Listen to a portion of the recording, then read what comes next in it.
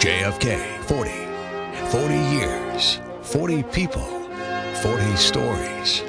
On News Talk 820 WBAP.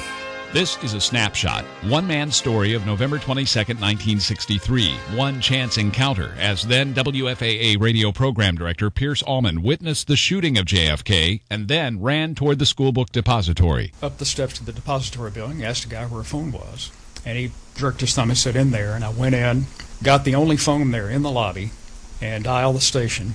And some weeks later, the Secret Service called and asked if they could come in and visit, and I said, sure. They asked me to describe precisely where I was standing and exactly my actions after the shots, what I had done, and they were especially interested in the confrontation at the door of the depository building when I asked the man where the phone was. And we went through it several times.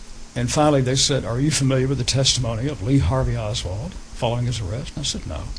They said, "Well, he states that as he was leaving the depository building, a young man with a crew cut rushed up, identified himself as a newsman, and asked where the phone was." And he said, "Based on what he said and your gestures and your responses, we are convinced that that was you."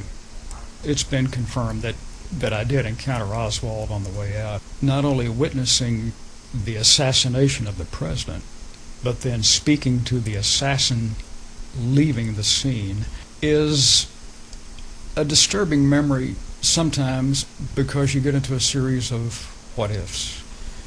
You can't help a little bit of, what if you had known or whatever. At no time during the entire series of events did the enormity of the occurrence ever sink in. For JFK 40, Dan Potter, WBAP 24-Hour News. Listen for JFK 40, The Lost Kennedy Tapes, Saturday, November 22nd on News Talk 820 WBAP.